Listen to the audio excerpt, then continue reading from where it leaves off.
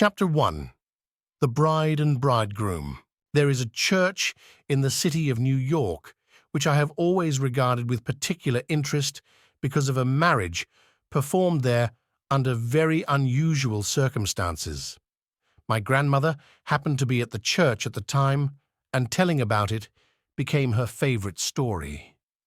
Whether the building now standing on the same site is the one to which she referred, I am not old enough to know, nor do I want to spoil the interesting story by reading the date on the tablet over the front door of the church. It is an elegant church surrounded by an open area of grass on which stands a number of large stone columns and statues of every shape and size. Some of the statues and columns were given to the church by grateful members of the faithful community. Other, even larger structures were given to mark important occasions in history.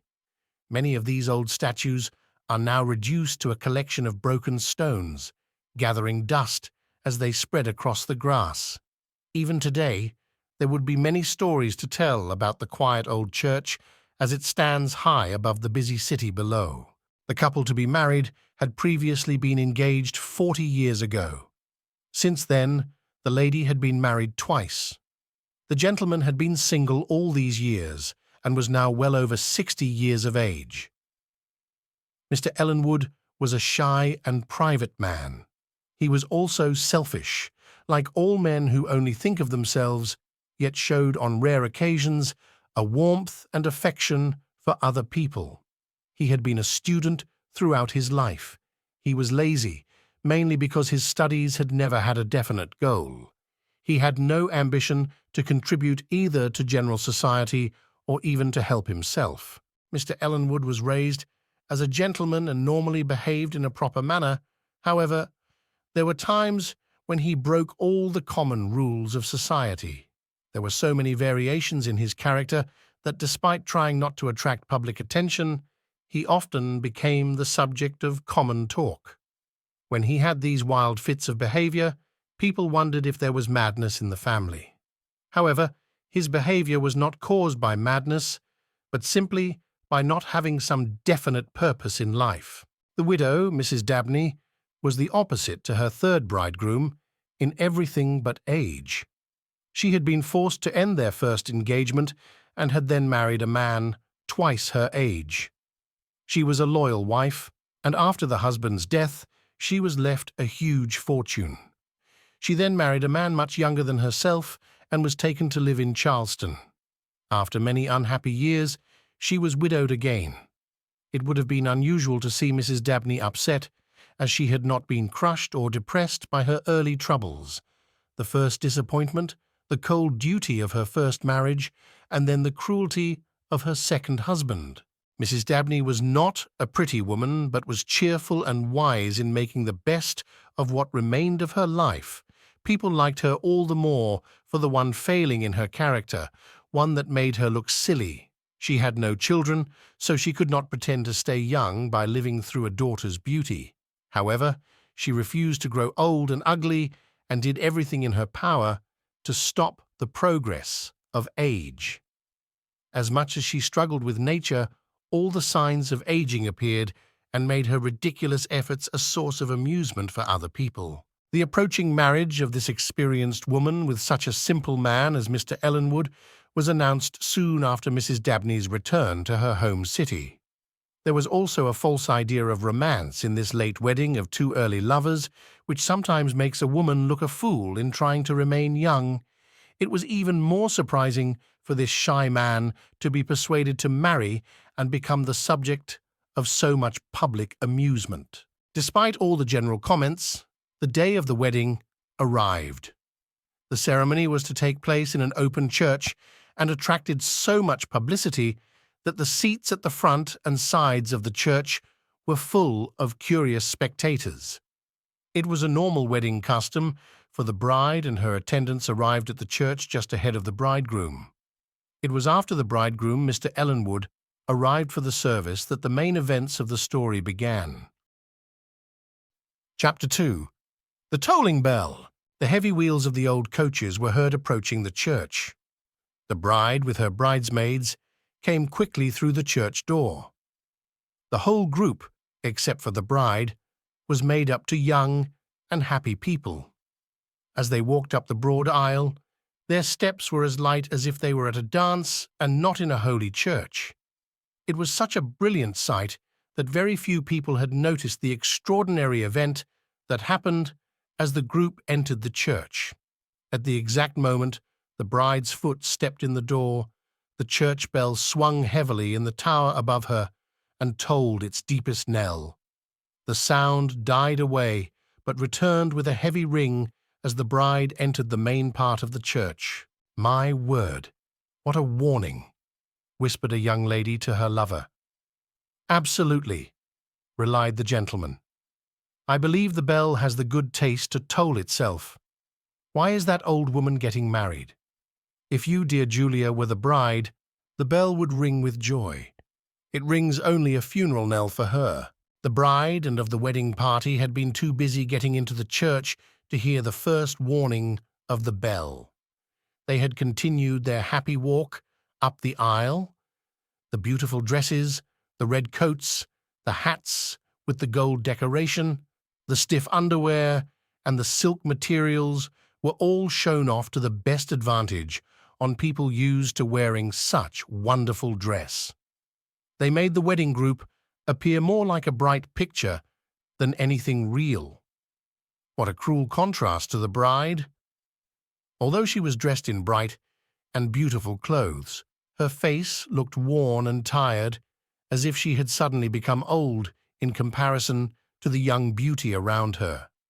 Along the aisle they continued, when another stroke of the bell seemed to fill the church with a dark shadow that for a moment hid the bright group of people. This time the group hesitated, stopped, and stood closer together. Slight screams were heard from some of the ladies, and there was puzzled whispering among the gentlemen. The bride was very brave. She too had shaken in fright, as if the toll of the bell had struck her directly on the heart. With her attendants still in shock, the bride recovered herself and walked calmly up the aisle. The bell continued to swing, strike, and shake with the same slow beat as when a corpse is on its way to the grave. "My young friends here are a little shaken," said the widow with a smile to the minister at the front of the church. "So many weddings have been guided in with the happy ring of the bell, and yet turned out to be unhappy. I hope the reverse of that will lend me better luck." "Madam," answered the puzzled minister, "this strange happening reminds me of a wedding speech made by the famous Bishop Taylor. His services were so much about death and future trouble that he almost gave the new marriage no chance for happiness or success. It has also been the custom in various countries to put something sad in the wedding ceremony to remind us of the balance between life and death. We can draw a sad but useful moral from this funeral knell.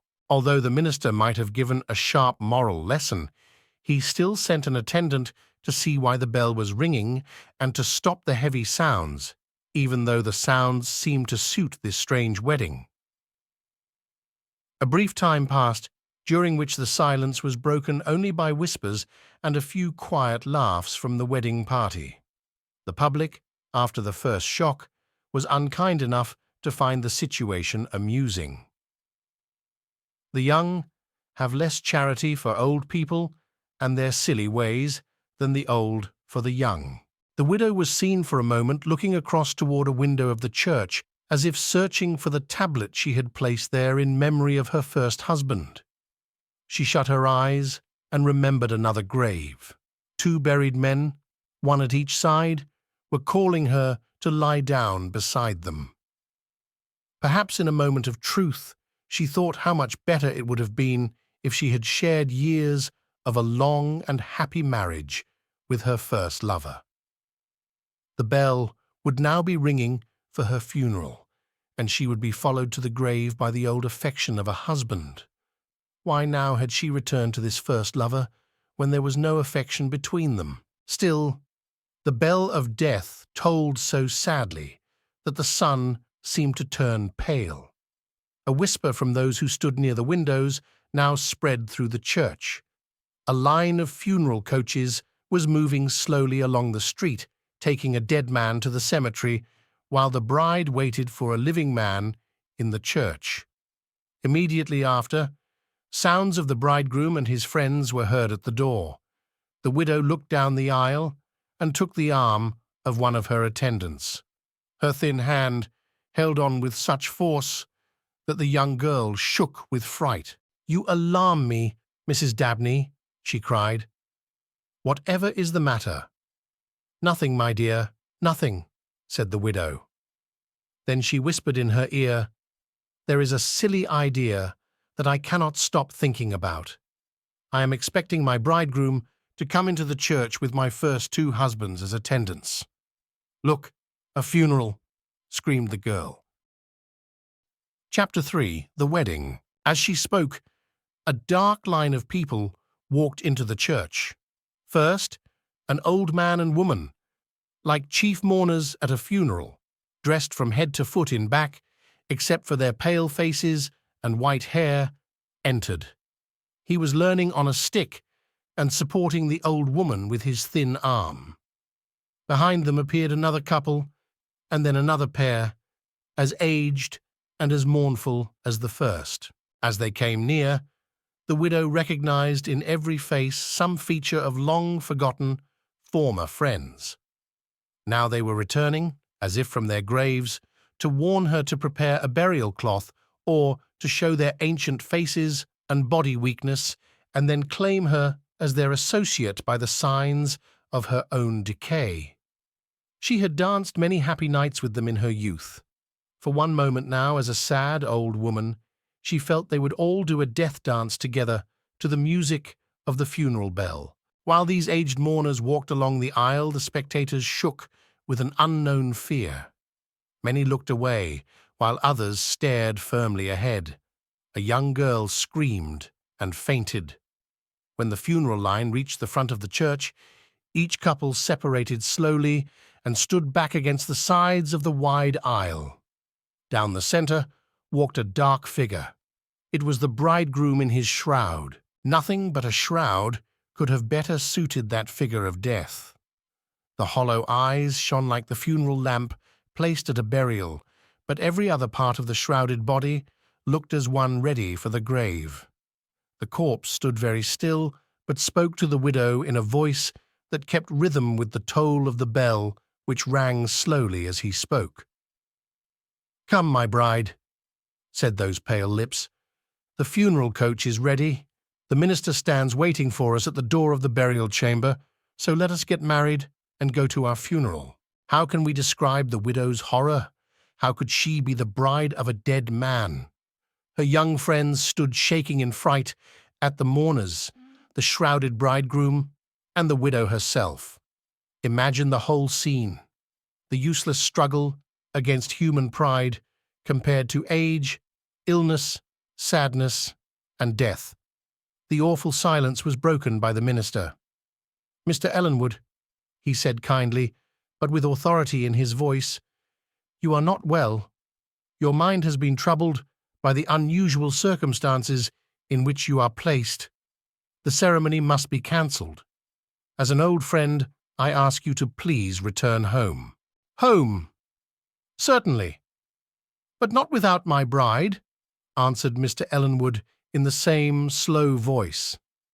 "You consider this wedding a joke, or even madness. Had I dressed my old and broken body with fine clothing, or had I made myself smile at this woman I don't love, that might have been a joke or madness. Consider this: which of us has come without wedding clothes, the bridegroom or the bride?" He stepped forward slowly and stood beside the widow, his awful shroud contrasting with the bright red dress she coined for this unhappy ceremony. No one watching could deny the strength of the moral which his confused mind had demonstrated. "Cruel! Cruel!" groaned the shocked bride. "Cruel," he repeated, losing control in a wild burst of feeling. "Judge which of us has been cruel. In youth you robbed me of my happiness my hopes, my aspirations. You took away everything that mattered to me and left me not caring where I went or what I did. Now, after 40 years, when I am ready to die, you youth, your beauty, your love, and everything about you.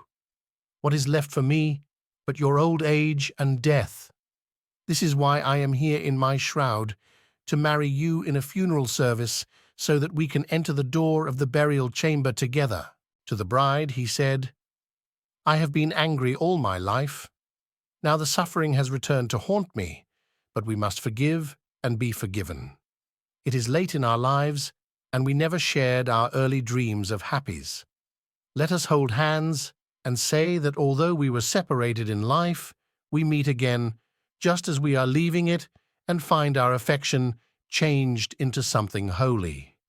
How important is time in a never-ending union? Many people cried with the emotion of the moment as these two holy souls were united forever in marriage. The line of ancient mourners, the white hair of the bridegroom in his shroud, the pale face of the old bride, and the tolling bell drowning out the marriage words all marked the end of human hopes. As the ceremony progressed, the organ, as if influenced by this impressive scene, poured out a song, mixed first with the unhappy knell, then rising to a loud, high note. When the awful ceremony was over, the bridegroom and bride, cold hand holding cold hand, walked slowly out of the church as the organ's notes of formal victory drowned out the wedding knell.